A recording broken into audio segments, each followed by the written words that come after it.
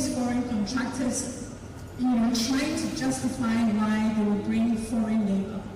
And so you're working on sites where even the tilers sometimes are from Italy. And mind you, the construction industry is very dominated by the Italians. And so it's a cartel. There was always an excuse why they couldn't use foreign labor. Everybody kept complaining the lack of skill sets that they were looking for was missing. But at the same time, I was also working with artisans who thought that was very difficult because Madame's expectations of them was too high. And I kept telling them that, listen, when you're doing work for these clients, they are paying top dollar for work, and so they expect very high end work. But I realized that it was also a mindset. Artisans will do things anyhow, and they'll tell you, but it's okay, just take it like that. You would find a dining set and maybe 3 legs wobbling. You just put a piece of paper and you just adjust it a bit, and then it's fine. And I kept telling that it is not okay. If you're doing things, the mindset of doing things properly has to be precise. You have to do things with a quality mindset, understanding what the market also demands. And that's when I realized that there was this mindset issue, this lack of awareness of doing things properly.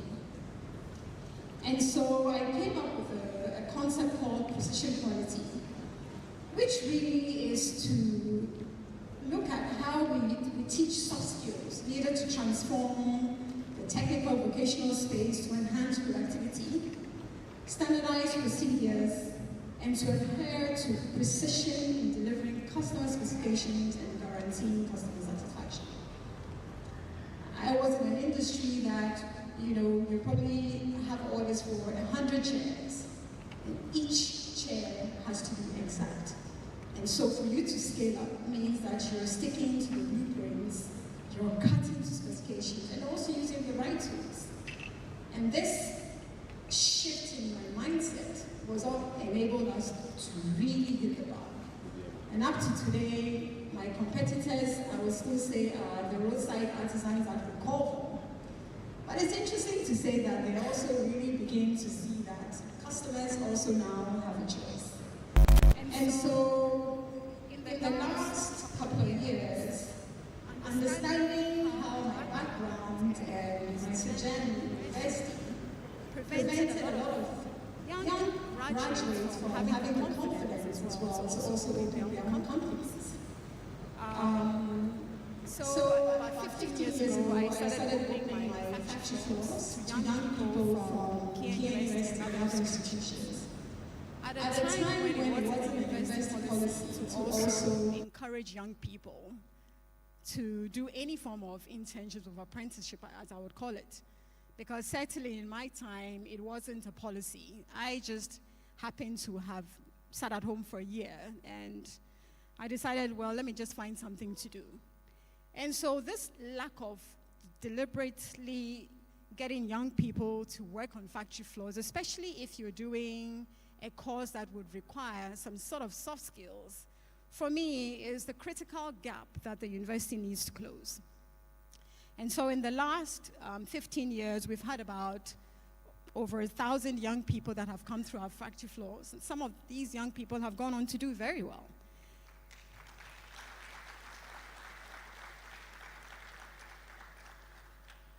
So in 2016, when I realized that this was the missing link, the gap between academia and industry, I decided to open an institution called the Design and Technology Institute to really look at how we're going to transform youth TVET livelihoods.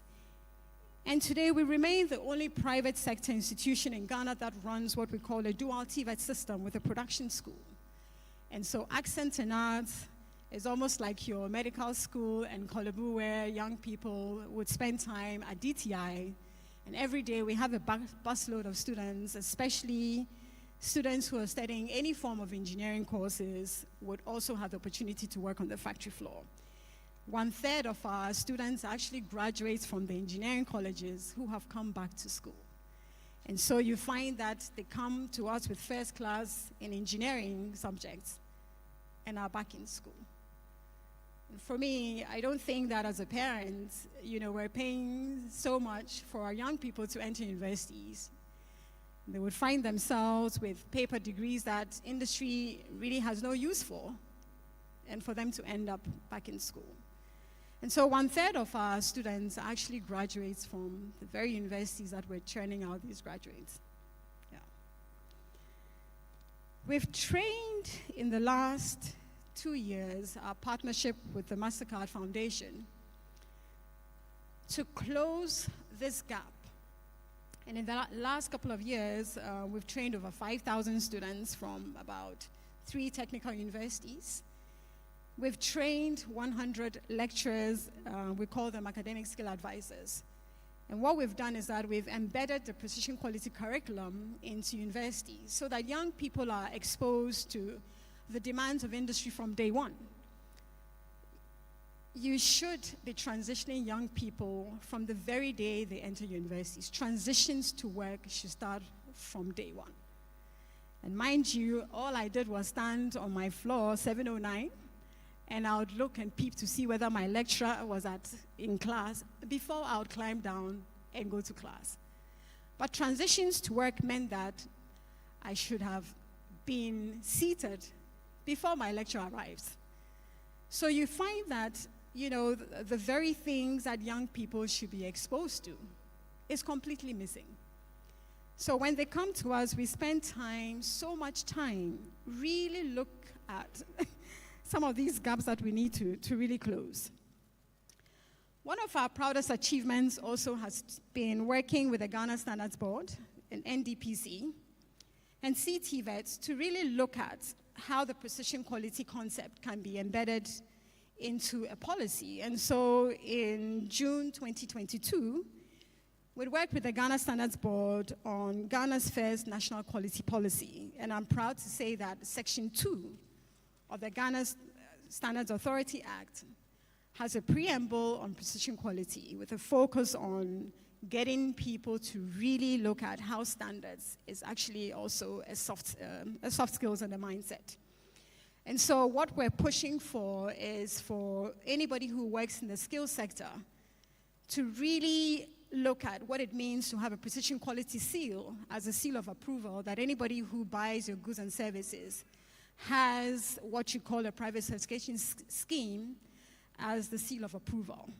And so this is something that we're working on. And most recently, if you're an electrician, the Energy Commission would demand that you should have what you call the Energy Commission certificate. Otherwise, you can't work on anybody's site. And so once we begin to push the boundaries for standards in the skills sector, we should be able to see the quality of work really going up. And so this really brings me to some suggestions and recommendations that I would have for the university, that we're grappling with very high youth unemployment levels. And as the premier science and technology university, I can imagine the pressure on the vice chancellor to ensure that the number of graduates that come out yearly really find jobs. And so there's a dilemma between industry and academia as to whose responsibility it is to ensure that our students are equipped with up-to-date industry-relevant skills and needs. There's also the need for us for deep self-introspection within academia, particularly the kind of graduates that are churned out yearly. You exist to advance knowledge in science and technology by creating an enabling environment for undertaking relevant research, quality teaching, entrepreneurship training, and community and engagement. And so the relevance of the summer school today, for me, really should be a sobering reflection of why the university was established. With a student population of 89,047, staggering numbers, you have 6 faculties, which includes the College of Agriculture and Natural Resources, College of Health Sciences, College of Humanities and Social Sciences, my favorite, College of Engineering, and College of Science. And so there's a need for us to really look at the learning, teaching and learning gap and look at how we're looking at equipping graduates with industry-relevant skills and ask ourselves whether this is translating to the work outcomes to enable graduates to take advantage of the opportunities that exist in the country. Then we also have the local content bill, which gives priority to Ghanaians to be employed, for me, especially in the petroleum industry and mining industries as well. But the sector continues to be dominated by expert trades. And I talked about my own experience working in the construction industry, which was also dominated by expert trades. And usually, these industries are looking for professional industry certificates. You know, for instance, the industry that I work in, most of these industries are looking for ISO certified welders and petroleum engineers. They're not interested in your paper degrees. They're looking at, if you say you know how to weld, well, this is a welding machine, demonstrate competencies. As simple as that. If you're going to be working in the oil and gas sector, the mining, construction industries, once I give you the machine, show me whether you know how to put it on and whether you know how to use it. As simple as that. Now, this takes me back to when I was in the College of Art. We hardly had any equipment, and I must say I'm really impressed with how beautiful the university looks. The 90s were very turbulent.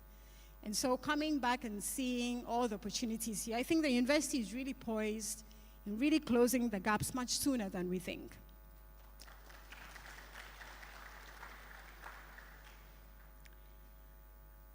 We also stand at the center of the African Continental Free Trade Area, headquarters here. And so I would also like us to look at the opportunities that exist on the whole African continent, that our boundaries is not just Ghana, but how are we positioning our graduates to take advantage of opportunities that exist on the continent. We see a lot of graduates that are all leaving the country in search of jobs, but the ones that are going usually are the ones that have some sort of technical experience. So the world really is looking for global human capital. And I'll say that if we look at the number of graduates that are coming out unemployed, I think that once we're able to close this gap, young people should be able to take advantage of global jobs and not just local jobs that are limited. So really, there's a need for us to critically audit some of the programs that we run. And honestly, if you ask me, some of the programs and courses that we're running should be abandoned completely.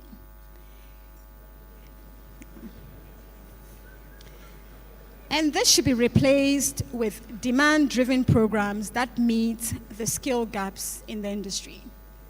Right now, the agriculture and agri-value sectors will be the biggest absorber of young people. But I don't know any graduate that will probably want to do any engineering course. But the sad reality is that that's where the jobs would be. And this would be the biggest absorber of young people. And so there's this need for us to change the poor perception and the need to raise interest, especially for me also in the creative and design-related programs.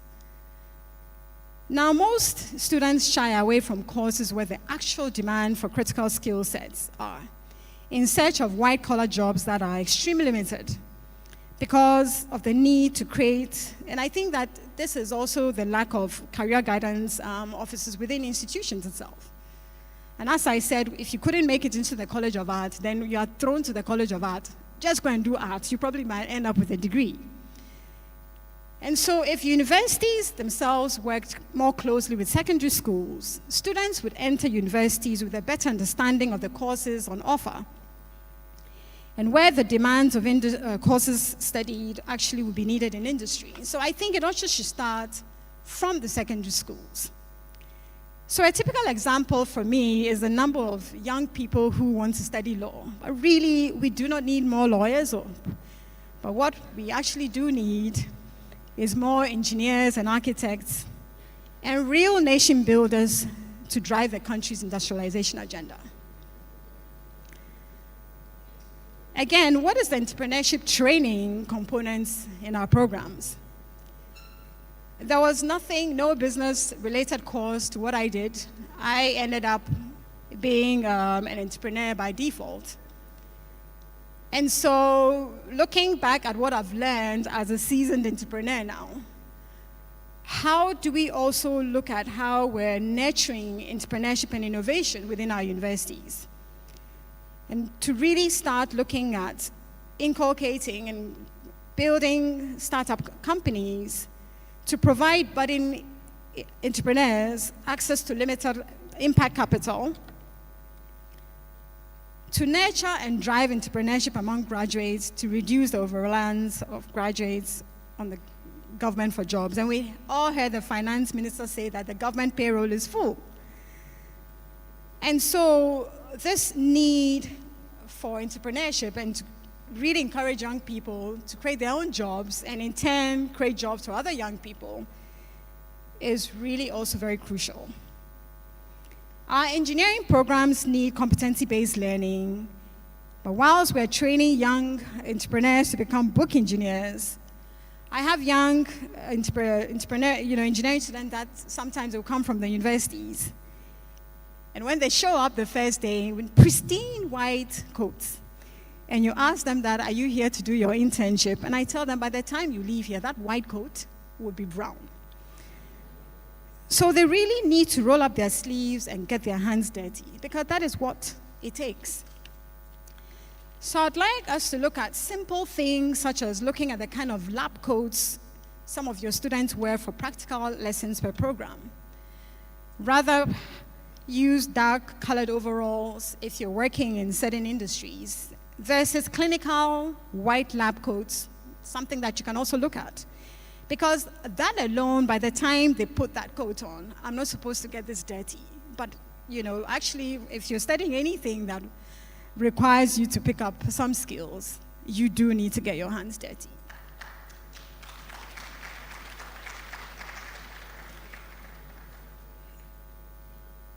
We must also pay a lot of attention to the health and safety requirements in our labs and university workshops, and start mimicking how professional industrial workshops are really set up. I studied a very dangerous course where we were working with very dangerous tools, not one health and safety sign. And so how do you expect young people to venture and veer into high precision industries where the first thing that is required of you is health and safety? And so you really must start to mimic what industries would really demand of you. And that starts with just simple things that we'd expect. The Vice Chancellor recently also disclosed that nearly 40% of your student population is female. So how do we also ensure that female take up opportunities in male-dominated industries? And for somebody who works in a male-dominated industry, I know firsthand the opportunities that exist for women. So we must push for more affirmative action on gender policy in the various disciplines. We must be more deliberate to encourage our female students through mentorship programs and exposing them to female role models in male-dominated sectors. How do we also ensure that our graduates develop more the nation, the skill gaps and deficiency in the current curriculum of tertiary institutions?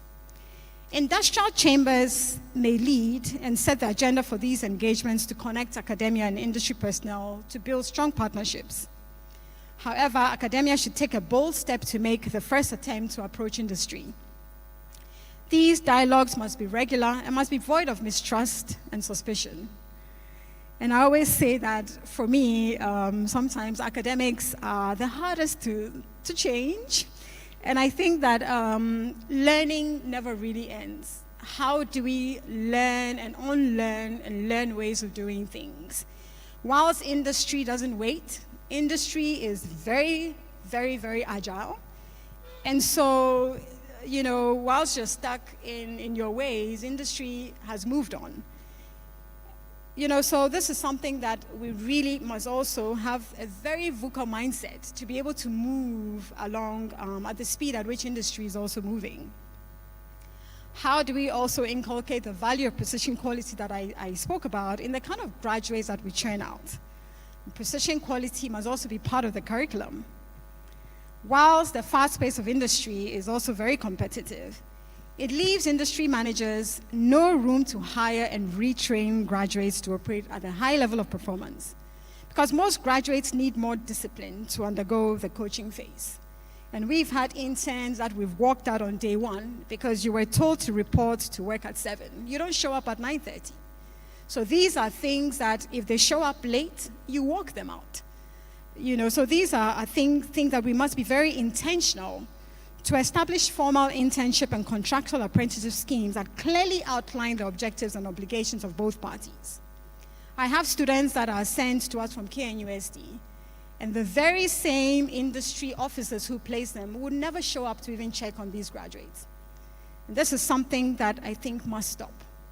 You send them to us, it's your responsibility to ensure that the industry partner that you send them to is also ensuring that the reason why they're sent to you is to ensure that you give them the very gap that you're complaining about and ensure that you also add value to those same graduates as well.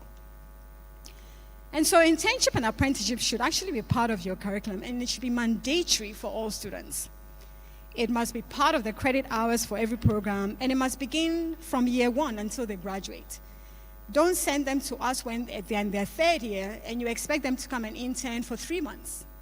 It doesn't work that way, but the more you practice, that's when you pick up skill sets. And so right from year 1, they should be going into industry every vacation till they graduate.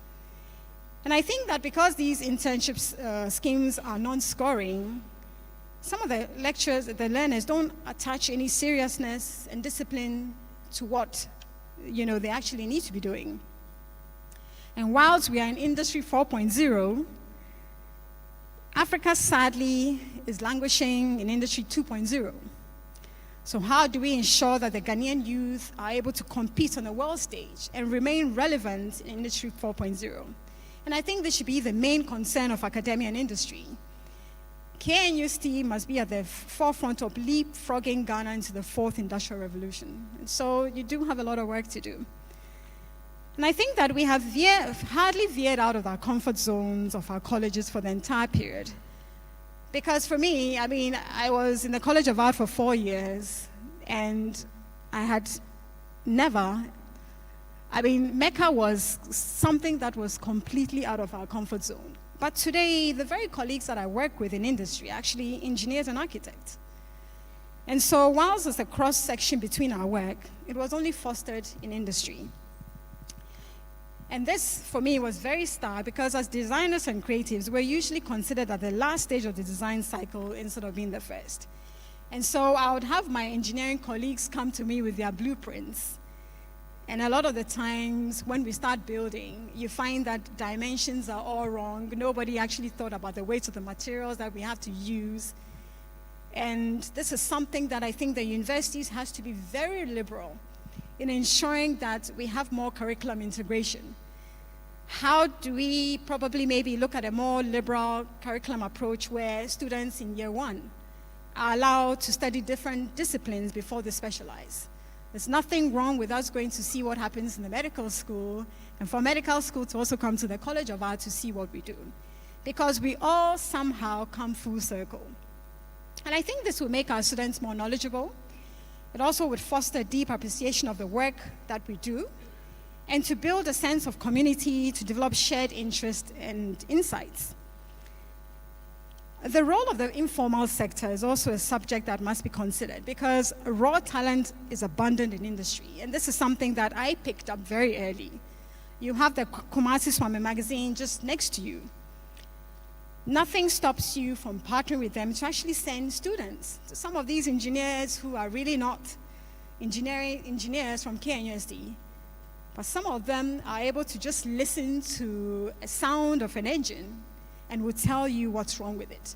And so if universities worked with them to uplift the standards of work, and we also look at how we're looking at the certification and inadequate regulatory framework, this would really also foster some shared synergies into how we can work with local SMEs as well.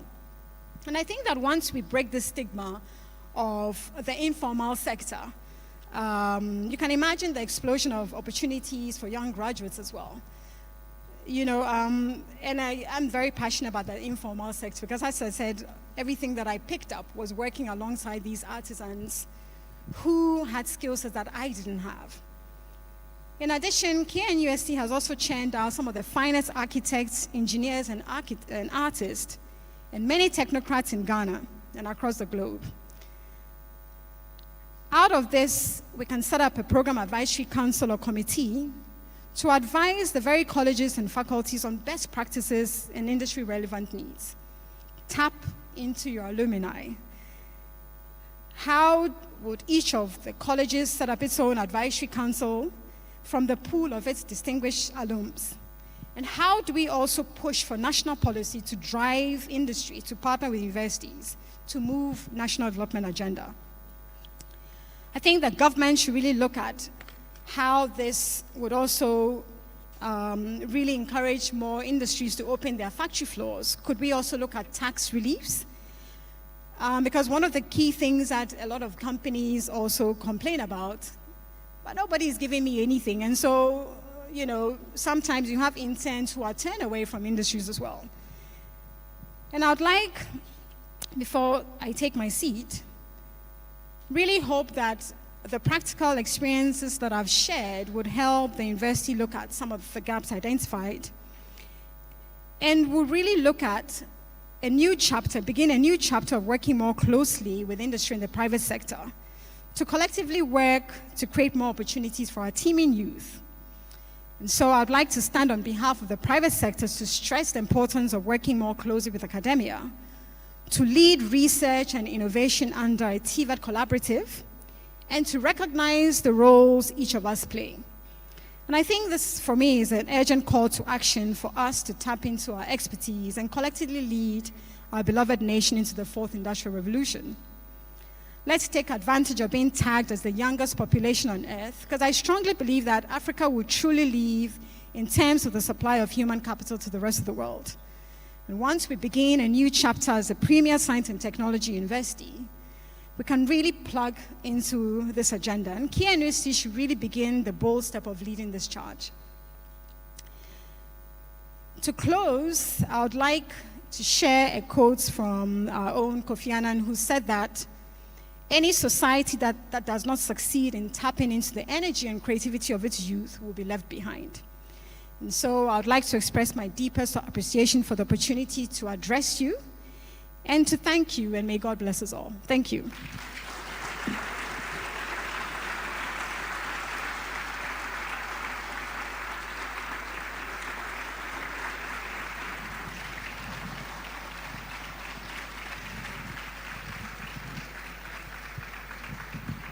That was a wonderful presentation. Very, very beautiful presentation.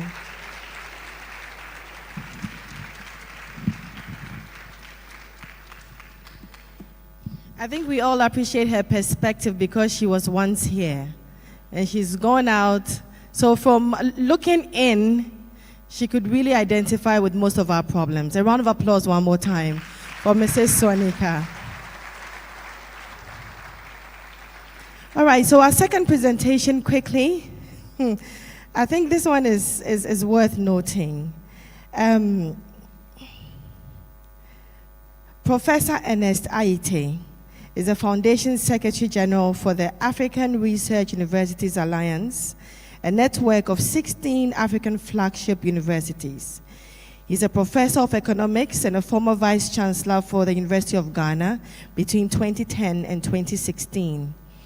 He was also previously director of the Institute of Statistics, Social and Economic Research between 2003 and 2010 at the University of Ghana, and the first director of the African Growth Initiative of Brooklyn Institution in Washington, D.C. Professor Aite studied economics at the University of Ghana and undertook graduate studies at the University of Dortmund, completing in 1985. He has held academic appointments at the University of Oriental and African Studies in London, at Yale University and Swarthmore University in the US at various points in time. Professor Aite was appointed a member of the Governing Council of the United Nations University by the UN Secretary General in May 2016 and was previously chairman of the governing board of UNU World Institution for Development Economics Research in Helsinki. He is also a member of the governing board for the Center of Development Research at the University of Bonn. He served as a resource person and a member of the program committee of the African Economic Research Consortium in Nairobi for many years. He is currently a board member of the Stanbic Bank Ghana Limited.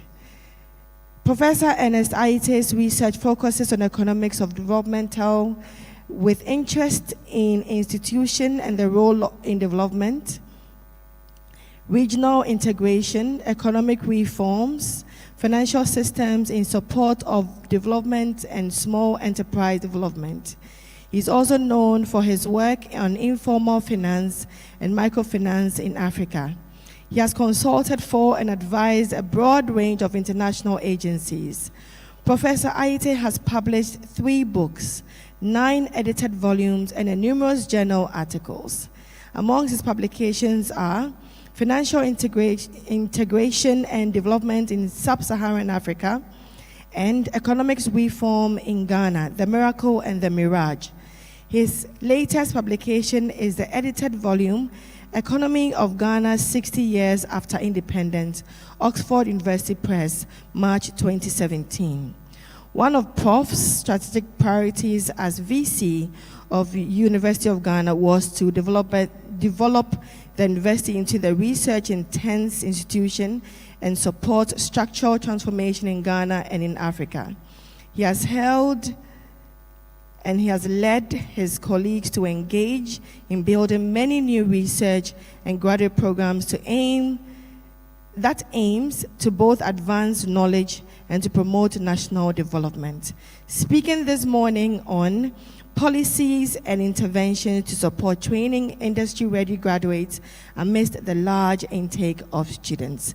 Distinguished ladies and gentlemen, a round of applause for Professor Ernest Aite.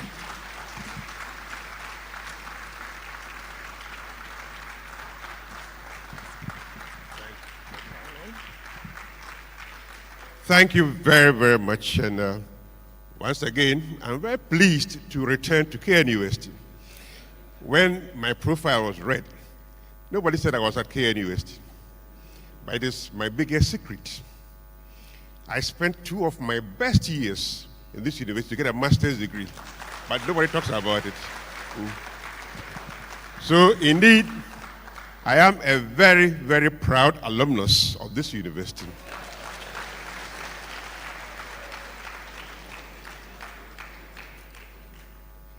I've been asked to speak about how we can use policies and various interventions to support training industry-ready students. I'm going to do this. I agree entirely with everything that Constance has said this morning. I agree. I'm going to try and look at the same picture from a much wider angle. My job as an economist is to answer the question, why do these young men and women who come out of our universities not find jobs? And why does everybody complain about them? The banks are complaining about them, their parents are complaining about them, everybody's complaining about them. What is the problem? When I began life, people who couldn't find jobs did philosophy, they did history, they did archaeology. By the time I was leaving Legon as a vice chancellor, I could see pharmacists that couldn't have jobs. But at the way you are here, so you saw them, you trained them. I could see civil engineers that couldn't find jobs. I could see doctors. I could see nurses. So times have changed. It is not only the philosophy guys who can find jobs. Everybody can find jobs. And why is that the case? I hope my slides will help us to understand that. Can we see the next? That the problem, how do I change these? You know, I'm tempted to abandon the slides considering that I can't change them at will. So I want to talk to you today about what we face, the challenge we face. Why can't people find jobs? I want to discuss the African job market. I want to look at the opportunities before I conclude. So why can't we find jobs? Whoever is taking the slides, let's go forward. There's a graph or there's some chart I want to share. Let's go forward. Keep on going. When you see the chart, then yeah. Okay. No, go back to that chart here. There are many reasons why we can't find jobs. There are many reasons why there are civil engineers, electrical engineers, mechanical engineers who are unemployed, who remain unemployed 2 years after graduating from KNUST or wherever. There are many reasons. Some of it are aligned with the comments that Constance has made. They are not certainly ready. The other part, the industry is not ready for them. That's the other part. If you look at this, what it tells you clearly is that industry in Africa is not growing. Industry in Africa is not growing. We've seen services grow, but most of those services, I can tell you as an economist, are low-skill, informal activity. Low-skill, informal activity. So industry that requires the type of skill that you produce is not growing. It hasn't grown for 30 years or 40 years. It hasn't done that. And because industry is not growing, there's hardly any competition for the skills that you need. In the good old days, when you studied at KNUST or Legon or wherever, the idea was to make you a flexible candidate that can be easily molded into a good professional. So you took a degree in history from Legon, and then you went to Bank of Ghana, and because you were smart, within a matter of 6 months, they've prepared you and trained you. So if Bank of Ghana has a problem, it's not because you have a degree in history, it's because you are not smart. You see, it's because you are not smart. If you were smart, with a degree in history, you could have been trained. Today, we have moved from a position where Bank of Ghana wants only an economist who has been trained in central banking. It doesn't happen anywhere in the world. Nowhere does it happen. So when I hear Bank of Ghana say that the graduates from Legon, they don't know anything about central banking, I say, so what? That's not what Legon is supposed to do. Legon is supposed to give you a philosopher, an English graduate, a French graduate, who you can train. In the good old days, Unilever, we used to call UAC, they took graduates with backgrounds in political science, in sociology, and within a matter of 2 years, they were managers of Unilever, managing large entities throughout the country. They didn't have degrees in, they didn't have an MBA, no. They had only a degree in political science. So what has changed? What has changed is the fact that because there's no growth in industry. Industry is not able to absorb more and more people. So able to absorb more and more people. Industry is not investing in the new technologies. Constance is right. The fourth industrial revolution is here, but it seems to have bypassed Africa. Why? Because the Africans are not investing. If you don't invest in the new technology, how can you use it? In the good old days, if your car was having the problems in Accra, you went to Odona in Accra, and the mechanic would say, try Makwe. And you would try different things, and in the end, you'd be lucky. Today, everything is electronic. So there isn't much scope for try Makwe. There isn't much scope for that. You need equipment for diagnosing the problem. You need and that clearly is not something that the informal person can do. One, he hasn't been trained in the equipment use, and has not really used it for, doesn't have the kind of education that would allow him or her to easily use it. So those days are going. We see, therefore, a new industry coming up, an industry of more formal workshops where the diagnostic equipment exists for them to do these things. What are they doing? They are pushing out slowly the wayside fitters.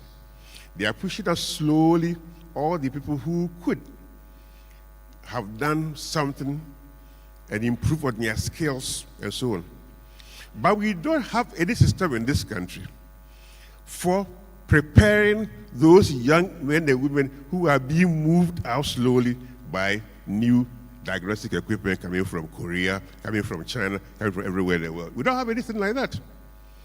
So as those young people who would have been mechanics in Accra are being moved out, increasingly, when young men and women leave our schools, without that option of apprenticeship and so on, what do? They go to university. They go to either Accra Technical University, when you die, be happy to have them because you will get more IGF. Or they come to KNUST. Oh, I mean, so they, you see. But we have also, as universities, not been prepared for these large numbers. I was horrified yesterday when Mr. Deere told me that KNUST has 89,000 students, and you expect them to all get degrees, and when they get the degrees, they all find jobs. No, it's not going to happen. It's not going to happen.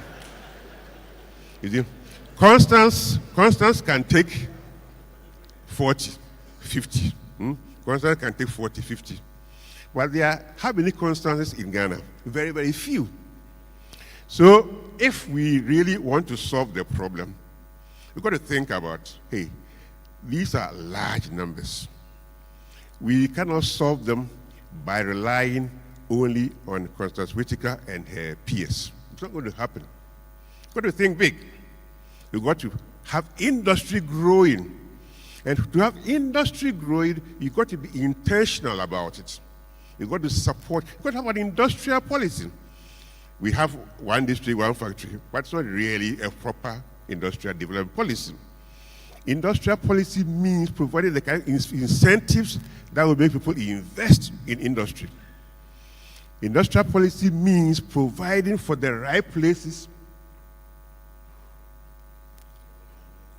You can use this. All right, okay. Thank you. So that's what we need. We need a situation where industry is growing. So the main policy that government has to think about is how to make industry grow. Different types of industry, especially manufacturing. Today, as a result of difficulties with climate change, there's acute pressure on developing countries not to support manufacturing the way we knew it in the past, where there was a lot of reliance on fossil fuels and so on. We built factories that put out a lot of different emissions that destroy the environment. Today there's a lot of movement away from that. So how can Africa develop if we are under more or less obligation to think about the environment and climate change? I have been in work with some colleagues where we've been talking about building industry without smokestacks. We've been talking about the type of industry that will be able to create jobs without necessarily polluting the environment. There are things that we can think about more creatively. I support 100% the type of thing that Constance Whitaker and the team is doing. We have to think about tourism. How do you use tourism to create jobs? When you think about processing of food, how do you use that type of activity to create jobs without, but of course, it means that You've got to have the policies that can support that kind of transformation. We cannot only rely on those, it's my view. We cannot rely only on those. Today, as a result of new technologies, trying to rely on cotton and textiles is a very, very difficult thing, largely because China can produce in one small shop all the textile outputs that you wouldn't for the whole of Africa. And today, we also know that largely as a result of difference in the cost of production, it's a lot easier to do these things in those parts of the world. So the future lies in Africa being able to do these things cheaper than China. And how do you do it? You do it by giving your people skill. You do it by giving your people the kind of environment in which reliance on labor agreements that are quite obsolete will no longer be applicable. We got to be able to compete effectively using known and existing technologies to produce things to scale far cheaper than China. That's one of the things that we got to do. So in doing that, what are some of the skills that we need to rely on? In this chart here, so I can see the graph here, but I can't see it on the screen. No, this is not the way. I thought the screen would be showing, yeah, okay. I hear everybody say that we don't do enough STEM. We don't do enough STEM production at our universities and so on. We don't produce the kind of graduates that are needed for the emerging world of work and industry. And this is what we rely on. Africa is doing, 21.7%. Europe and Central Asia are doing 24.3%, and then East Asia is doing more than that at 25.6%. So we argue that these young people that can't find jobs because they are not properly trained and so on, we don't do enough STEM. But yet we have unemployed pharmacists, we have unemployed nurses, we have unemployed doctors, we have unemployed mechanical engineers, civil engineers. And so where is that argument about it? I can see that maybe there are not too many jobs for them anyway. And they are all fighting for those few jobs. And so the best of them will get those, and the rest will not get.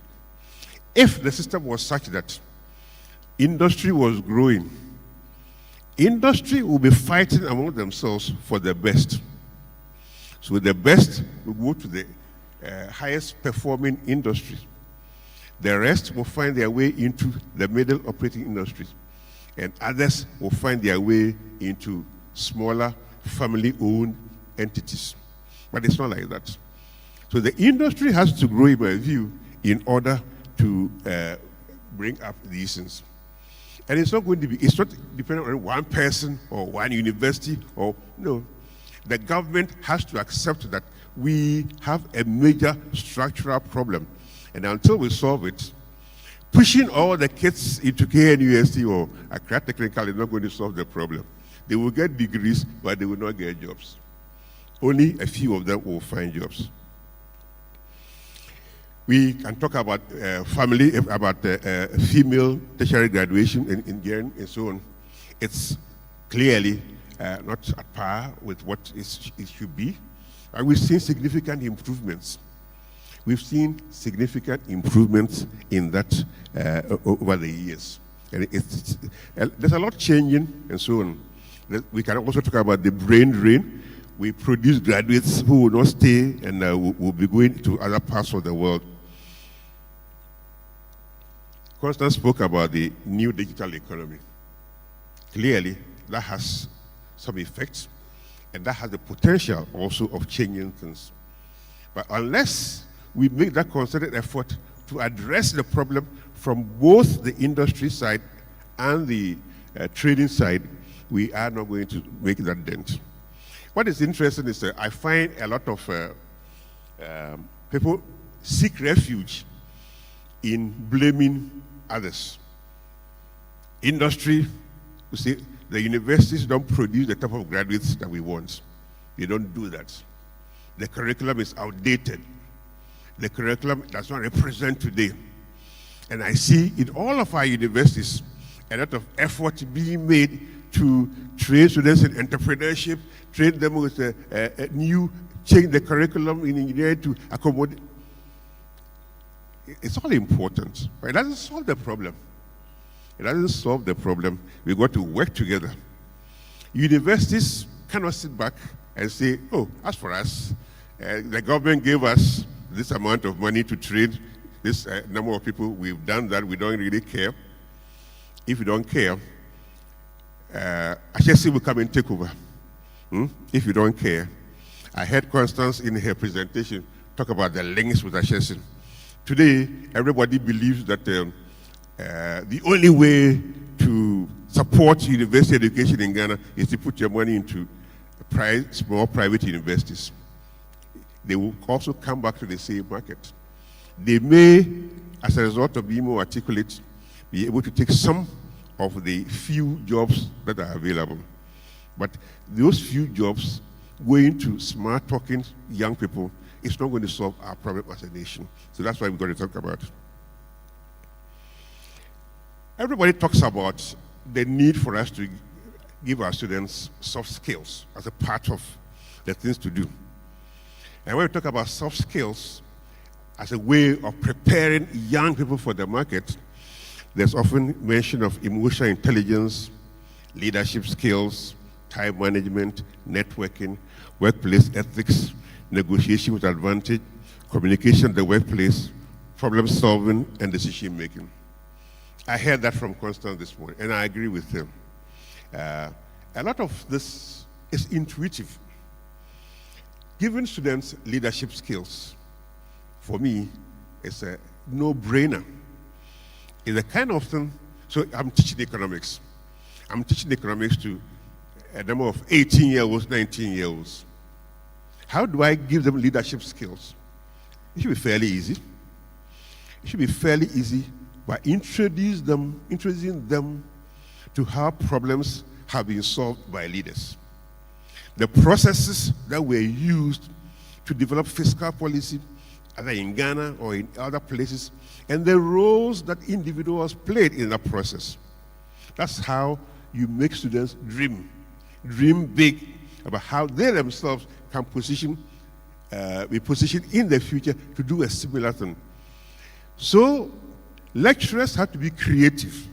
Lecturers have to be innovative. Lecturers have to be charismatic. Not like the priest, but make in your teaching students dream big. Make in your teaching students see problems that they are required to solve. Not simply learn from you the theory, but see problems that they will be required to solve in future. That's how you teach. Emotional intelligence, what does it mean? I know you all know about that from the literature. But it's about being able to identify your own emotions and being able to adapt them to a situation by knowing and understanding the emotions of others.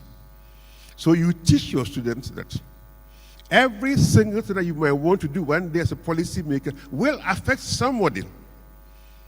The most difficult thing any economic policy maker has to think about is whatever decisions I take today on how the government should spend its money will affect people, millions of people, differently.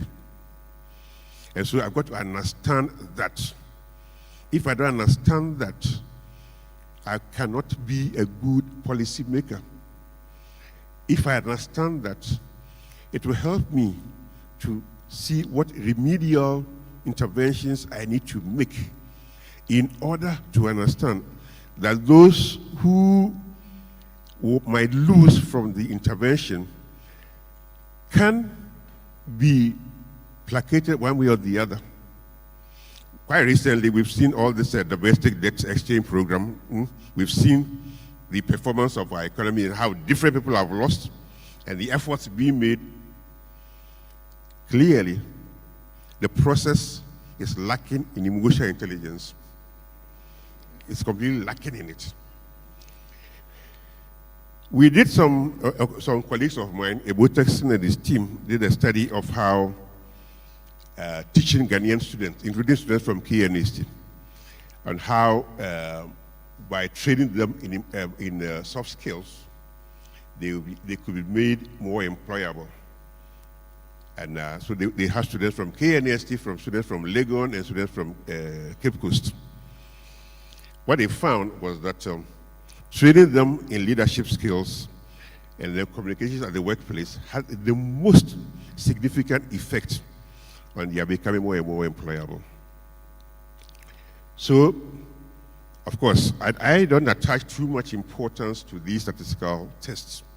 But it tells me something, that the more I make students understand their leadership role and their capacity to communicate that at the workplace, like Constance also affirmed today, will make them more employable. Those students are more likely to find jobs than others in this very, very difficult environment. So, how does KNUST support its students to pursue these things? How do you build that? I don't believe that you're going to have a new course somewhere that is focusing on these soft skills. No. Every lecturer, whether in the College of Arts, Engineering, Medicine, every lecturer needs to refresh his or her own memory about what these soft skills are and build them into your personal experience as you engage with these young people. You don't need a course. You don't need at all. I know you can get some IGF by organizing a course and charging students. I know those tricks, but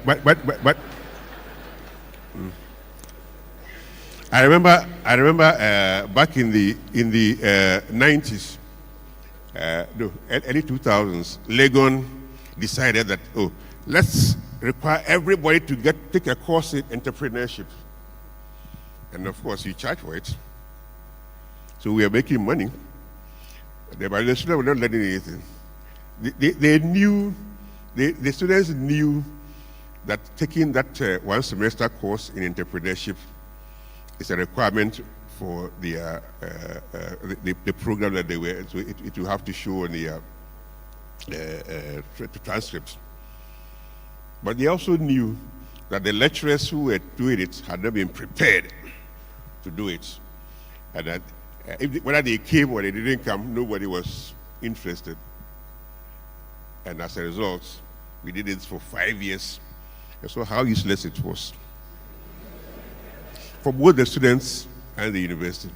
So I don't believe in developing new courses for everything. I believe in lecturers changing the attitude. I believe in lecturers reading and being more professional, being seen to be innovative. Once your students begin to see you as, hey, this man, he knows what he's talking about. Hey, this woman, she's smart too. They will listen to you. They look at your example. They look at how you, through consultancy, through research, are able to bring new ideas to the lecture room, and they will follow you. It's not about new courses at all. So I strongly support meaningful collaboration with the private sector. I strongly support it. I believe that people like Constance and others like him should be supported through strong collaboration. So I'm happy that through this summer school, you invited her to come and speak. How do you scale that up? And so on is something that we need to do. The government must be very effective in all of this. The government should think about pursuing policies that provide an incentive for industry to want to work with the university. In many places, the type of research that they do, and I saw this firsthand at University of Pretoria. Pretoria has one of the best engineering schools I've seen anywhere in this region. And there's a very strong link between the engineering departments, whether it's electrical, mechanical, chemical. They have a very strong link with the industry. So industry, like I said, the mining industry. The mining industry supports a lot of the work that is done by the electrical engineering department. How do they do it? So they have these regular meetings. They call and say, look, we have this problem. Can you solve it? Some professor will go to the mines, go and look at what is being done and what the problem is. They come and they do seminars. They organize some kind of competition among the students to see how best the solution can be found. With time, the solution might not come in 6 months, might not come in 1 year, maybe 2 years, 3 years, but it does come eventually. I've seen how the auto industry in South Africa engages with the mechanical engineering department at Pretoria in testing the tensile strength of materials, in looking at how the capacity of vehicles that are assembled locally can be managed on rough roads and so on. So there's a strong connection between engineering at Pretoria and industry in South Africa. Can we do that in Ghana? Of course we can do it if Ghanaian industry was growing. If there were vehicle assembly plants in Ghana that were growing, because the market is not just a Ghanaian market, but a West African market or an African market, then they would need this. So how do we think about a collaboration with the auto assembly industry in Ghana, which is now emerging? It's very new. How do we think about collaboration with them in order to solve the problems that they don't have to send to Germany or to Japan to solve? That's how we should be looking at it. And government needs to provide the incentive for all of this. So we are in a situation where we can provide solutions, but those solutions will not come from simply the universities or the industry or the government. They all have to accept that this problem is a big one. It's not anybody's fault.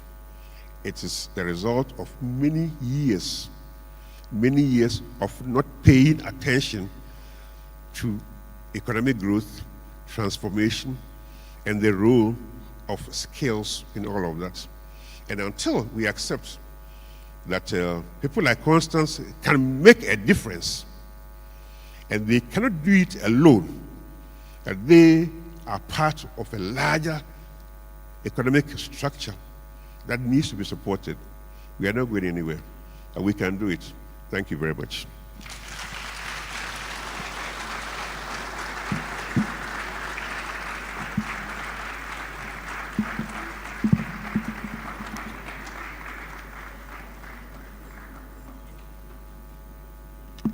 Well, let's give Prof. Aite another round of applause.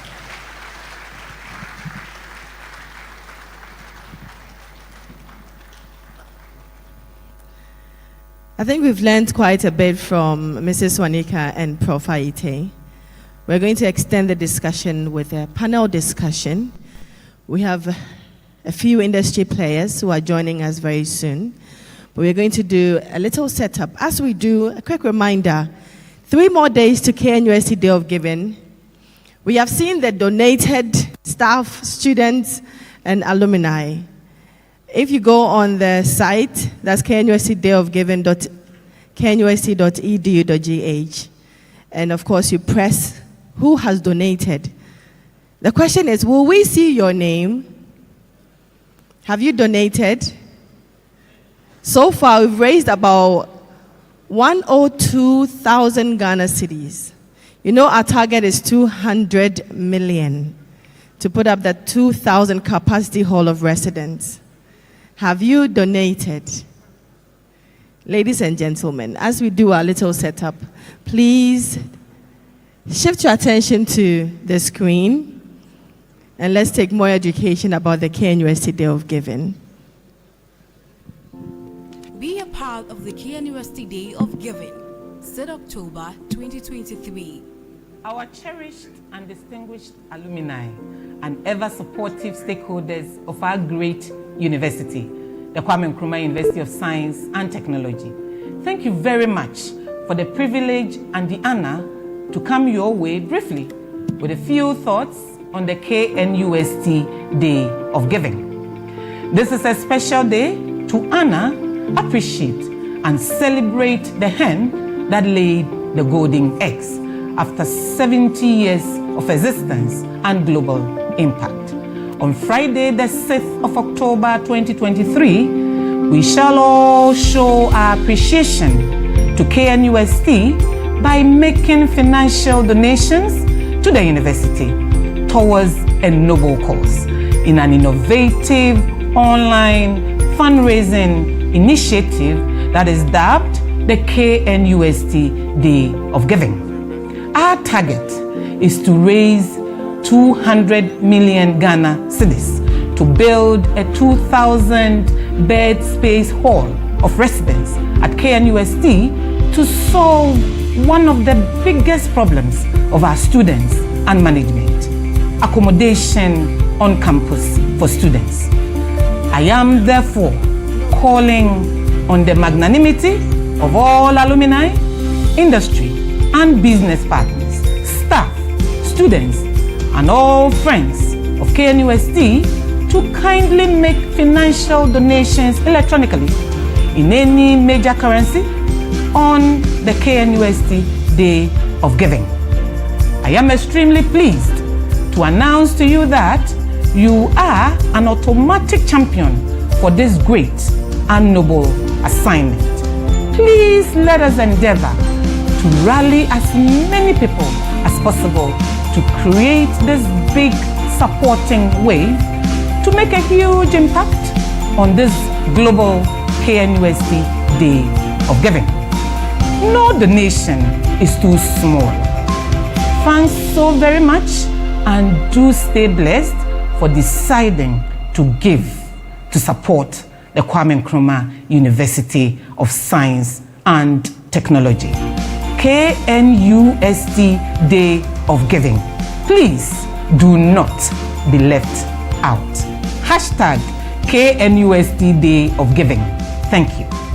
To donate, dial *887*1350# or log on to knustdayofgiving.knust.edu.gh. Donate in any major currency. Be an early donor and donate now. For more information, please call 020-110-5000. Hashtag KNUST Day of Giving. All right, so please be an early donor. Donate at the KNUST Day of Giving. 3 more days to crown it all. I'd like to first of all invite our 2 speakers to join me up here. Can we have Prof. Aite and Mrs. Swanika join me? Please give them a round of applause.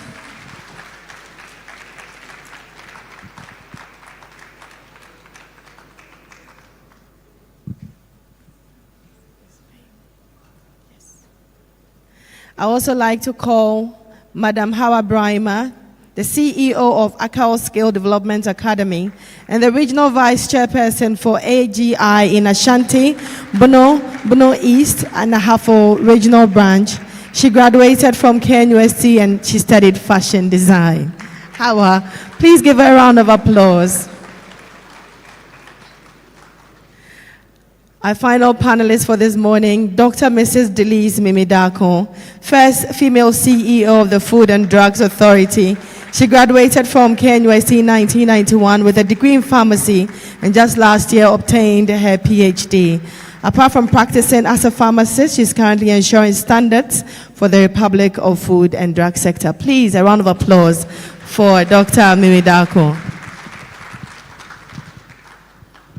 We're going to make this as interactive as possible. So please, you can also jot down questions you may have. And if time permits, we'll address or we'll take it to our college levels to address all the relevant questions. I'd like to give, first of all, the opportunity for Mrs. Brahima and Dr. Mimidako to give their first impressions of the industry-academia partnership. So if you don't mind, you can give your first remarks before we start with the questions. Akal. Yes, Hawa, you can do that the first time, yes.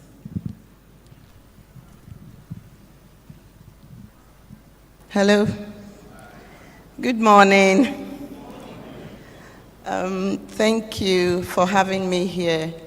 I'd like to also bring greetings from AGI and also say that congratulations to KNUST for being ranked as the best university in quality education in Africa by Times High Educational Impact Rankings.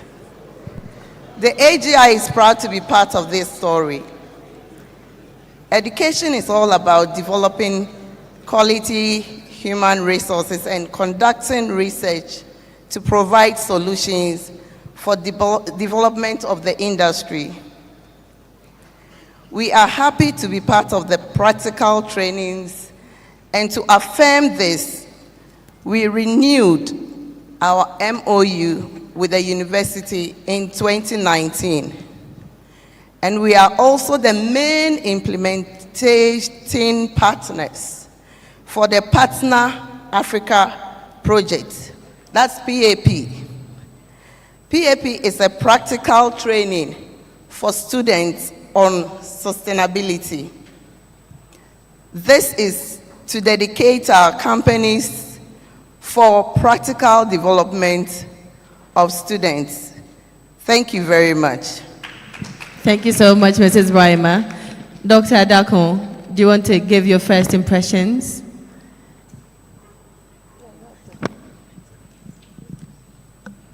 Thank you very much. I'd like to first say a big thank you to Professor Richard Dixon for having me here. When I walked in, my first impression was, wow, the room is very full. And usually regulators are seen as the policemen of everything everybody does. And we are usually the last people to get invited to something like this. And because we always thought to be carrying the whip. And to be invited here to sit on this panel, to be part of this, means that things have changed. And would like to assure you all that we are regulators with a difference. We are now regulators who are involved in academia and regulators who are involved in industry.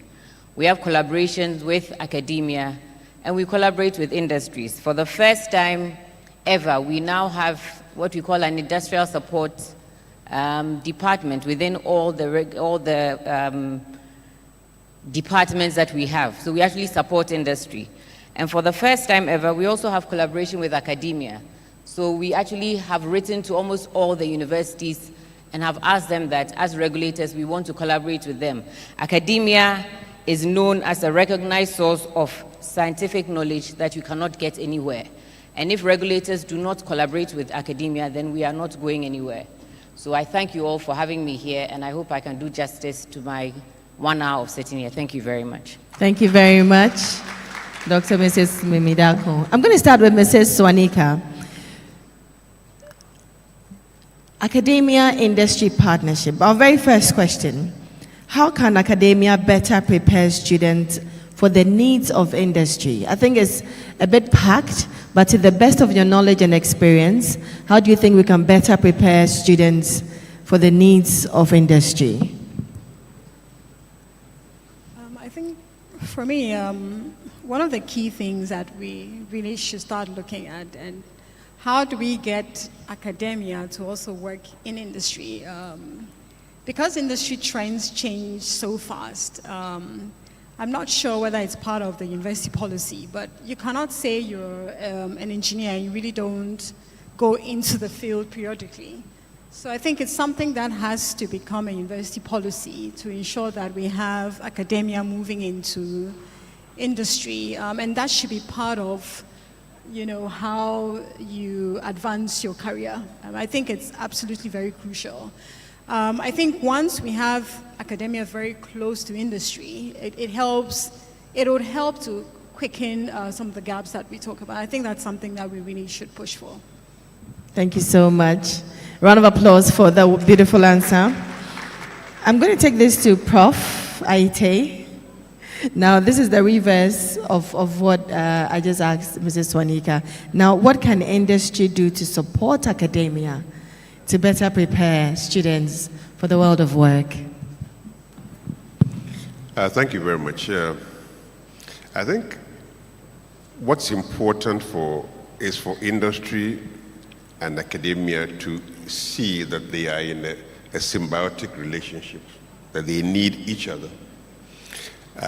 What industry has money, which universities don't have. So throughout the world, what industry has always done is to bring its money to the universities in exchange for new knowledge coming through research and teaching and so on.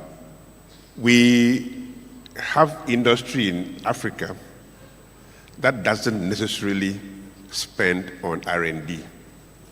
And that is really why the link between industry and the universities or academia has been very weak. Most of the large firms that rely on any R&D at all do their R&D outside. It is done by European and American universities for their parent company, and then it is sent down. So until our local industry begin to think about growth, and in that growth rely on research, it's going to be very difficult. And so what you end up with sponsorships of small things, like a Hall Week, then some, I'm sure Tech, you have a Hall Week, and you get a Kumasi brewery come and give you some money for it. That is not the type of partnership you are looking for. You are looking for industry that is interested in research, interested in curriculum development, and they can share ideas, and through that, find ways of collaborating. Thank you very much, Prof. A round of applause. I think one of the ways where industry can keep an eye on students that academia is training is internship. At least if they intern occasionally, especially during our breaks, you're able to see what kind of products are coming out of the universities. At KNUST, we highly encourage internship. But what can industry also do to support with this internship drive? I'm going to give that one to Mrs. Braima. What can academia do to encourage internships, opportunities with industry? All right, thank you very much. I believe the students are being trained for the job market, and without collaboration of the industry and the universities, there will be a gap, there will be a mismatch, because what will be taught, I believe my sister has said a lot, what will be taught or how the training goes or the facilitation of the training, when they come to the industry, application of it is different. Most of the time I take in interns and I have this kind of mismatch. So I believe there should be a collaboration, and basically the on board of the industry during the, how do you call it, curriculum development, and even how to run it. And I also believe that like what we are doing now, trying to bring us on board, because we seem to be far and the university too is somewhere else. In fact, when I entered, I was like, hey, this professors and big English, so I was a bit, I was a bit scared, and I told myself, after all, I'm my own boss. I don't have to. Yes, so these are some of the things we should look at. Thank you. Well, thank you very much, Hawa. I'm going to throw this one to Dr. Darko. Still on internship, You see, usually when students are given a chance to intern and industry picks them, it's like, okay, you stay here, let me do my work. The interns are there, they're not adequately used. What advice would you give to incorporating interns, especially from the universities, into works, day-to-day activities of I knew, and that is the importance of internship. When I started, I became chief executive, we were taking about 100 interns into the Food and Drugs Authority a year. This year alone, we've taken 500 interns. That is what it shows you to date, and we take as many as we can. We take them in all the regions. What it is that we are not industry, but we regulate industry, and we also regulate academia and research. So when the interns come to us, at least we teach them what the industry is supposed to be doing.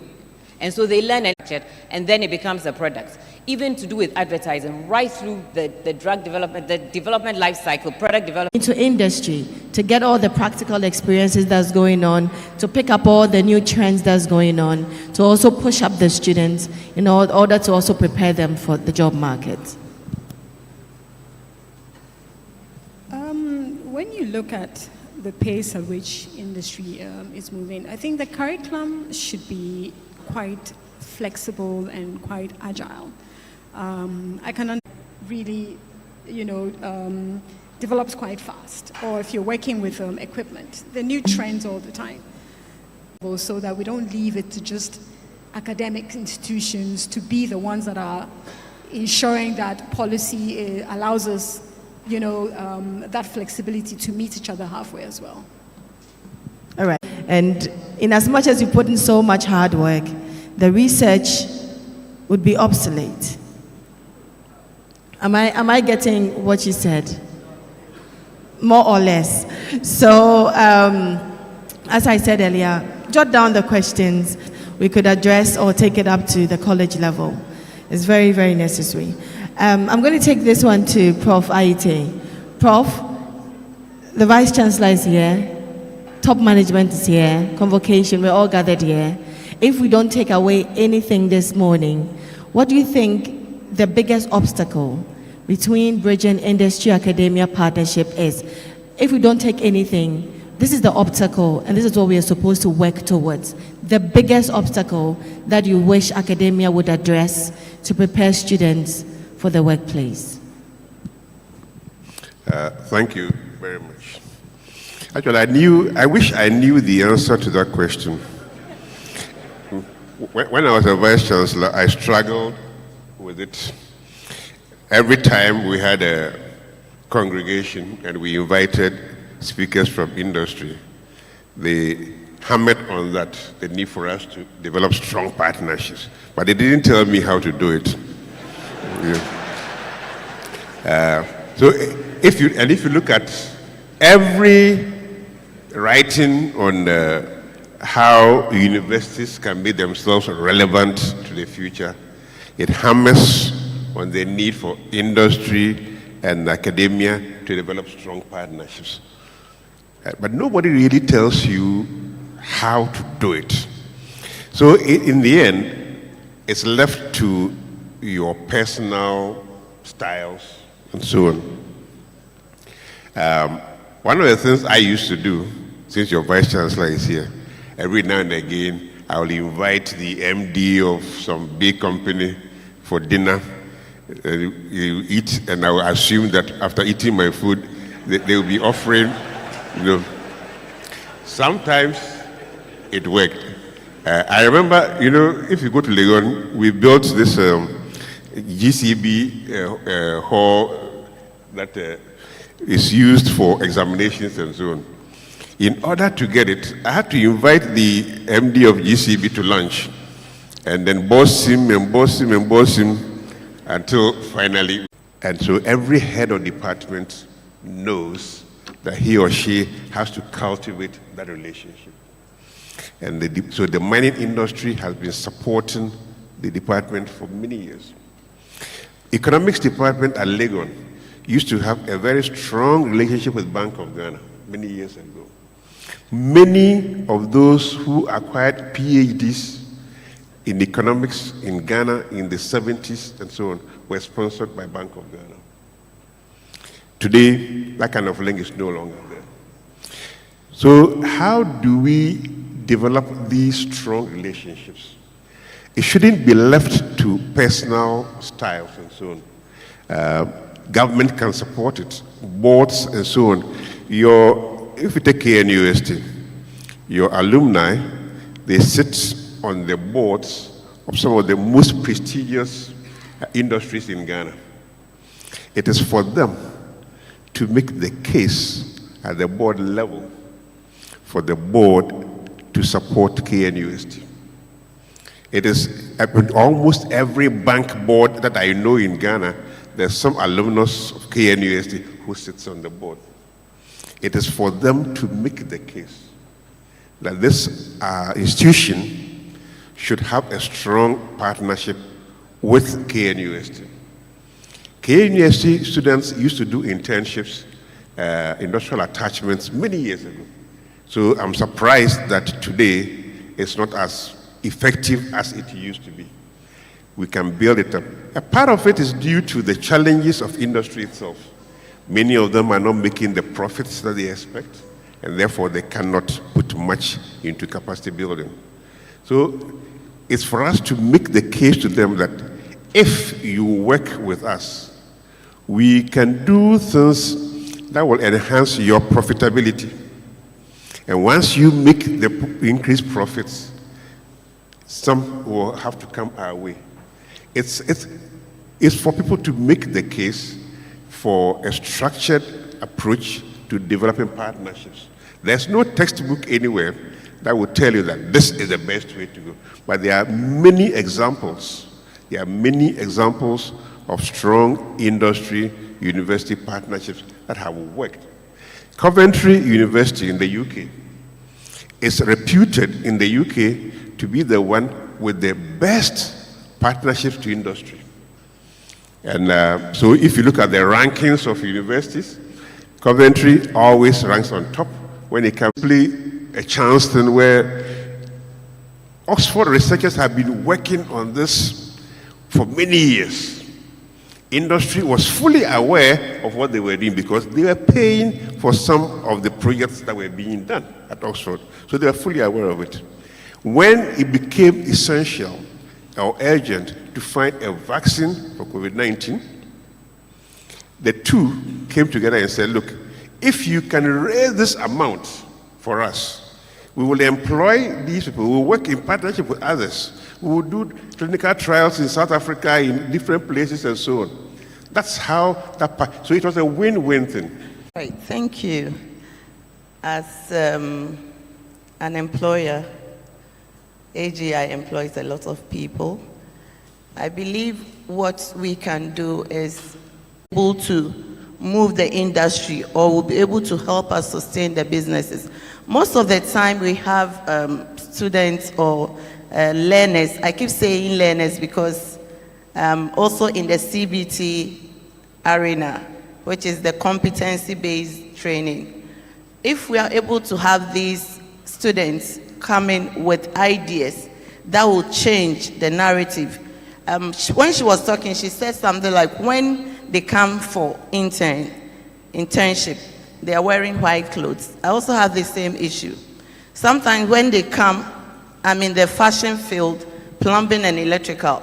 So when they come and you are like, go and clean the machine, they look at their nails. And it's like, what are you about? And the timing that she said, we all have these issues. So I believe if we are able to change some of these things that go on, and I believe if we are invited as industry players to the lecture hall to talk about some of these things, I don't know if it's possible. I believe there are some collaborations going on in the area of audio. And I cannot chew and pour, I don't have it.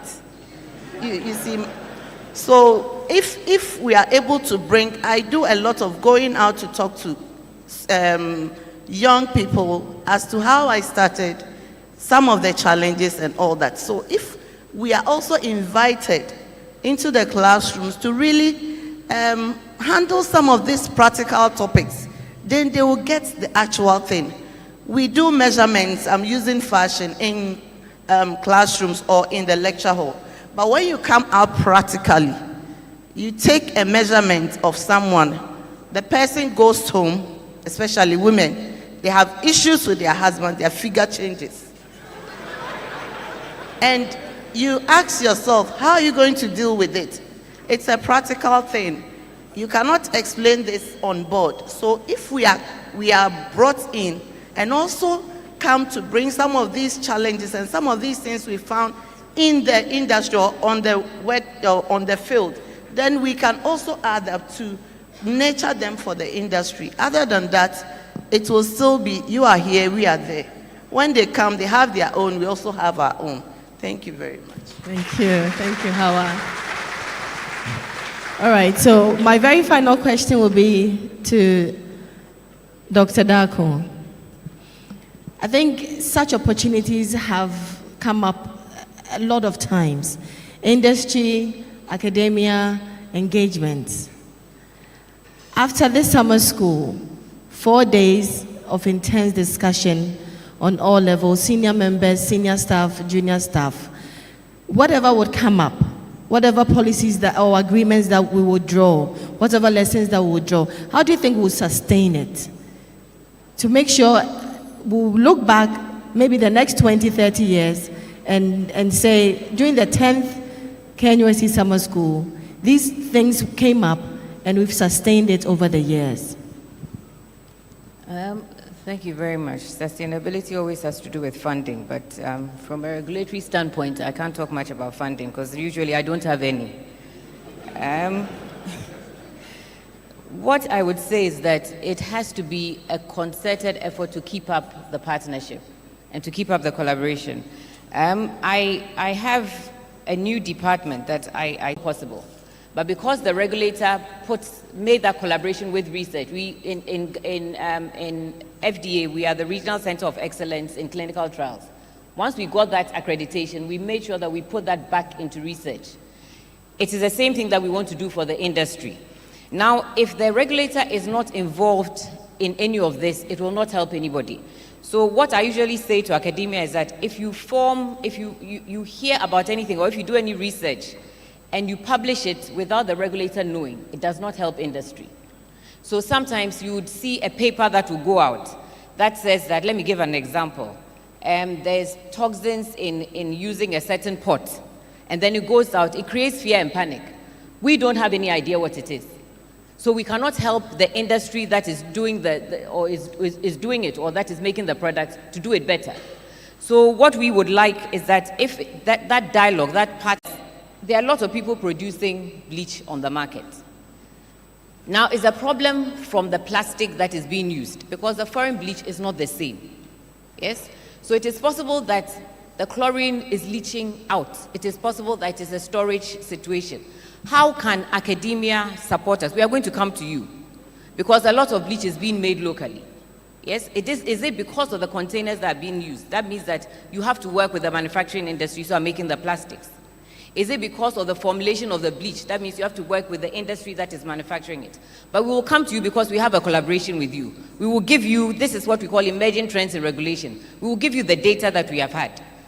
So that when students come and you are giving them PhD topics, you will pick up on some of these things that we have seen and let them research into it, because that way it's quite obvious from what the other panelists are saying. I mean, there's no way we can sit. And I think the blame game of industry, always complaining the quality of graduates that are coming out.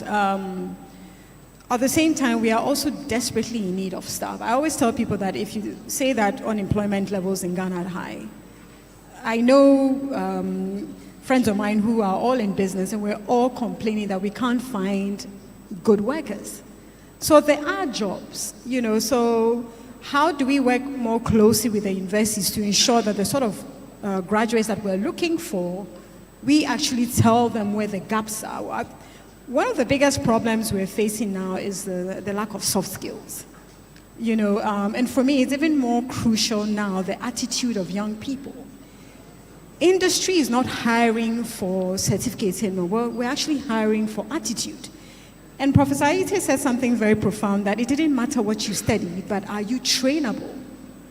And so that's something that we'd like to throw to the university, that, when you look at the discipline of graduates that are coming out today, that is what we are really grappling with.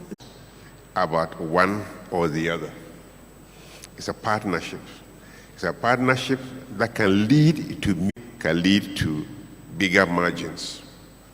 You can show that the graduates that you are training can enhance the productivity of the firms.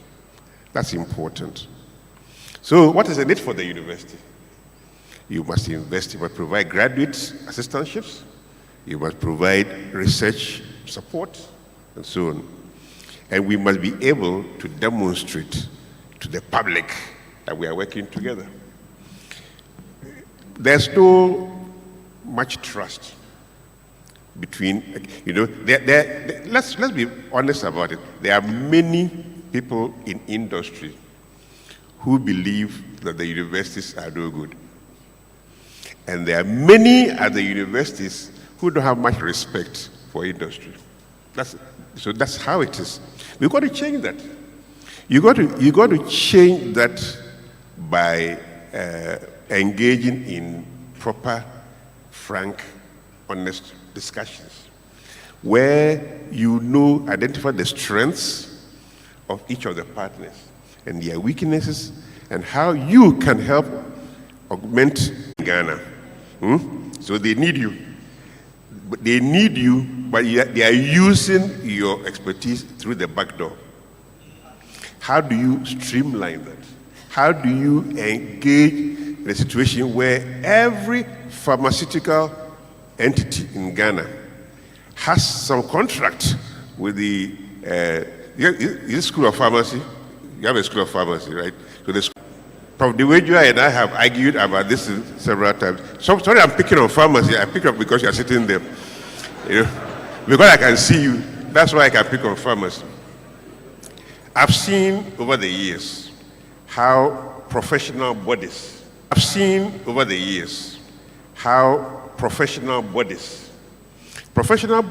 in Ghana are very powerful.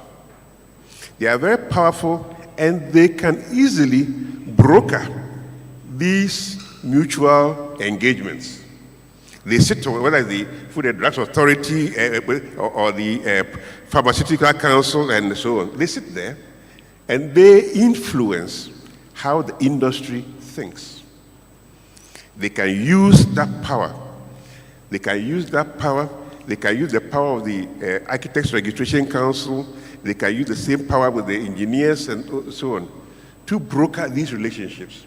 So it's not about one or the other. It's about learning to build mutual trust and mutual respect that would be used to change the relationship. If we don't respect them and they don't respect us, you will hear comments that will not support this development. But the development is not for our personal gain, it is for the institutional development. And that's what we should be pursuing. Thank you. Thank you very much for fighting. Mrs. Baima, what, in your perspective, do you think we can sustain this collaboration? All right, thank you very much. From where I stand as an industry player, I believe, like Prof just said, all the policies should be formalized to make it commercial, or to commercialize the policies. And then I also believe there should be funds to support in research and development to be able to help the industry to run the researches. And I also believe if we are able to have some kind of tax holiday or tax rebates for companies or employees who absorb interns during filing of their taxes, it will encourage us to absorb more, because when they come around, they are using our facility, they use our utilities, and you are paying someone to take charge of them or to train? That this is the age of industrialization. It is all over the world, and Ghana cannot be left behind. As Professor Aite said, and as Mrs. Swanika also said, Ghana has to move. Everything that is tested in our laboratory is accepted in the world. So if a product is manufactured in Ghana, it means that once we say that we have tested that product, the world has to accept it. Which means that if industry collaborates with academia here in Ghana and a product is developed and the FDA tests that product can be sold anywhere in the world. This is big for Ghana. So I think that we should take hold of such, the goodwill is there, the collaboration is all that we need. And we have industries. I mean, we may not have so many big industries. Prof is saying that the industry is growing slowly. But we have the opportunity with those of us sitting here, with AGI, with private sector, and with good, strong regulators, and with you, academia. I saw today in the papers that we have the most innovative educational minister. Let's go and sit with him. Let's charge him to do something about the system. I mean, so whatever can be done to improve the system, we will take on as many. We will force industry, if we have to take on as many of your students that they can. If you come to me, I will personally do it. I will go into any industry and insist that they take on students. We will work with you to ensure that you do targeted research. Targeted research, targeted PhD thesis is very important as to be able to support industry and move the Ghanaian industry very far. Thank you very much. Thank you very, very much. I think at our various levels, we'll be able to continue the conversations we've started today. And we're going to have the chairman for the planning committee take us through, from today, what else are we doing for the summer school. But ladies and gentlemen, please let's acknowledge our panelists. Mrs. Constance Swanika, thank you very much for coming. Professor Ernest Aite, thank you so much. Mrs. Howard Brima, Dr. Mrs. Julius Mimidako, thank you very, very much for being part and for starting the conversations with us. Can we give them a standing ovation, if you may? Thank you very, very much. Thank you very much.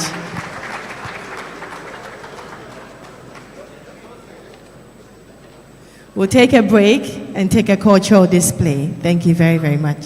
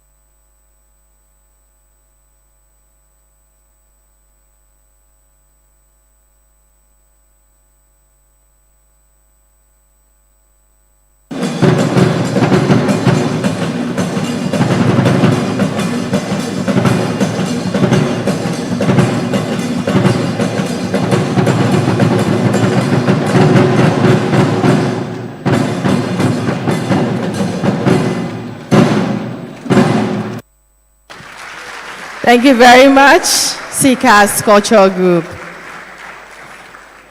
We'd like to acknowledge some of our friends who have joined us from the U.S. We have Nia Jetta, Senior Principal Technologist, Executive Engineer, Amazon Global Robotics.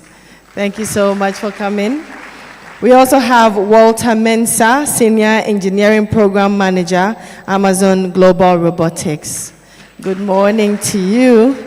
We also like to acknowledge our sponsors, Angel Group of Companies. Thank you very much for your support. We also like to acknowledge ASIB Company Limited. Thank you very much as well. And Lancaster Kumasi City. Lancaster Kumasi City. Thank you very much too. This is the 10th edition of the KNUST Summer School. 10 years of productive dialogue. And we deserve a cake. So we are going to cut the cake to celebrate the 10th anniversary of the summer school. We're going to call on the Vice Chancellor, the Pro-Vice Chancellor. We'll call on the Registrar. If we can have directors and provosts gathered to join us. We'd also like to call our speakers for today. Can we have Dr. and Mrs. Mimi Dako? Can we have Mrs. Swanika, Prof. Aite, Mrs. Hawa Brahima join us? We also like to call our Foundation Summer School Planning Team, Professor W.O. Ellis. Can we have him join us? Professor Peter Donko, former Pro-VC, can we have you? Professor Samoni Odai. Professor Samoni Odai as well. Can we have Dr. Paul Kwajo Ado, also the Foundation School Planning Committee for 2011. Can we have Mr. Kojo Ankabreu? Can we have Mr. God knows Mensa Kumpe and Mrs. Abigail Anderson? They're all part of the initiators of the very first planning committee. Please join us as we also celebrate the cake. It's good you pulled him. He wouldn't have come. Thank you, Abigail. Thank you so much. So I'm going to give the mic to the Vice Chancellor to say a few words.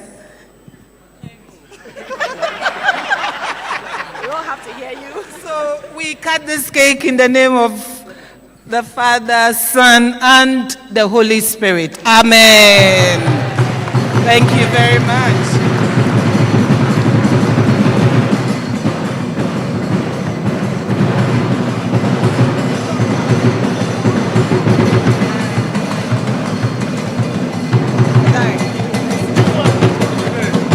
Thank you very much.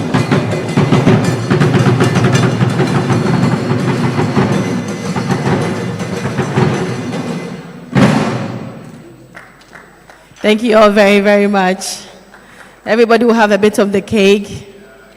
Everybody will enjoy some before we all leave.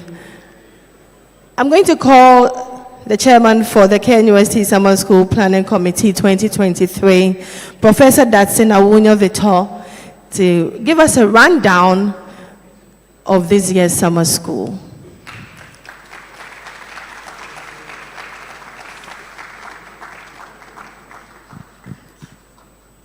Madam Anita, thank you very much.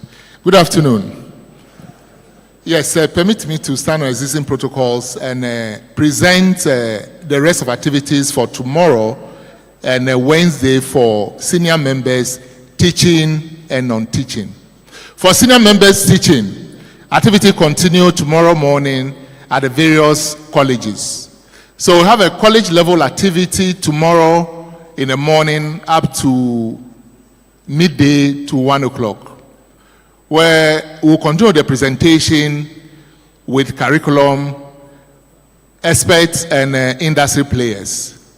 Then on Wednesday morning, we'll break into department where we look at the curriculum in more details, where we engage the experts that we send the curriculum to review on one-on-one at the department level. And we expect that by the end of tomorrow, Wednesday in the morning, we will take the key points to develop action plan for the department curriculum or the department courses. It depends on the level at which you are reviewing your curriculum. We know that most of the department may not be able to complete the action plan by the end of Wednesday. So we'll give them time to complete the action plan on their curriculum, because we believe that that will support and help them in the next round of accreditation of their programs at the faculty and the department level. For senior members non-teaching, tomorrow they'll also break into their various groups where they will continue with presentations on various topics. Then on Wednesday in the morning, they also develop action plan based on their presentations. Then in the afternoon, Wednesday, we all converge here to have the closing ceremony. So that is a program outline for senior members, teaching and non-teaching. Tomorrow morning, we'll have a senior staff opening. Then on Wednesday, we have the junior staff opening. And all the venues and activities are in the handbook. Secondly, you also have a code behind which you can scan and have a soft copy of the program. Thank you very much. Thank you very much, Prophet Hall. All right. I think we're going to take a 2-minute introduction. Should we introduce herself?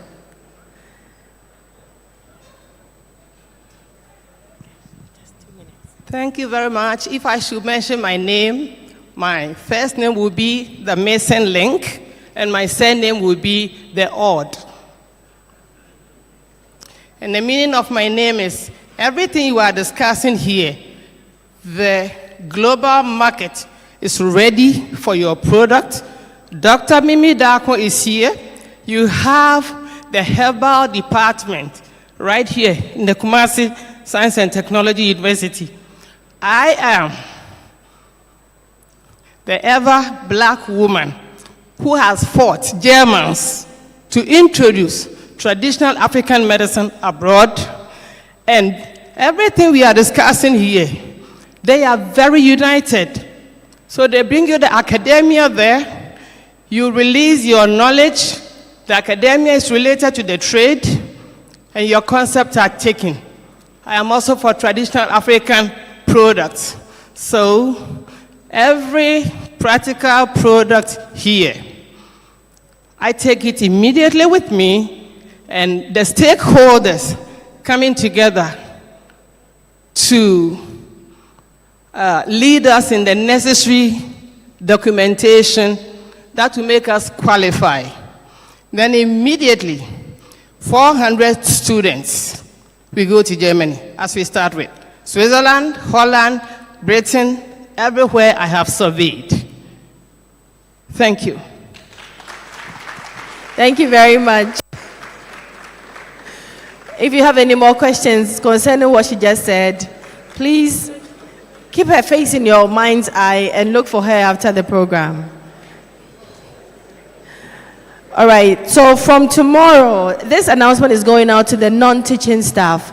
I know the teaching staff would be at the various colleges. That's where you're having your various programs. But for senior members, finance, audit, and procurement, you'll be at the Gardner Conference Room.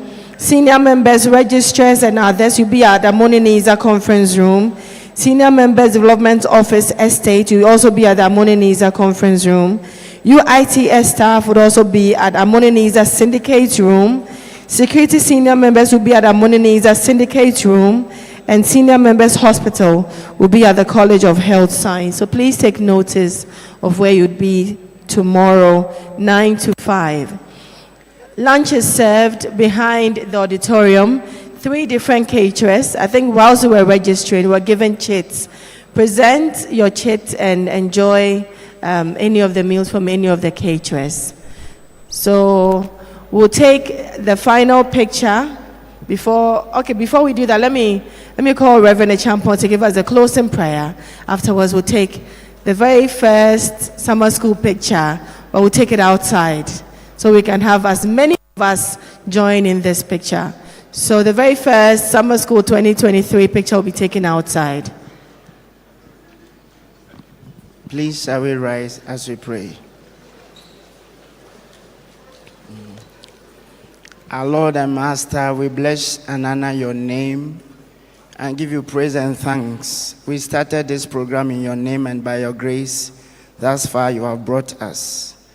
Even as this program has been opened, we pray committing the rest of all the activities slated into your care, asking that you continue to fill all facilitators with your spirit and guide all of us staff, so that this will not just be a program to fulfill what is there to be done, but that it will equip and prepare us so that we will have a better collaboration between academia and industry to help develop our nation.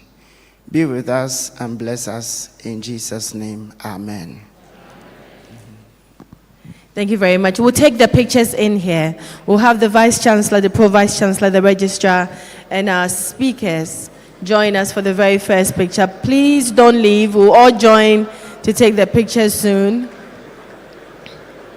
Can we have our 4 speakers join us? The very first one, that's the very first one, will be with our 4 speakers. Can we have Dr. Dakon join? All right.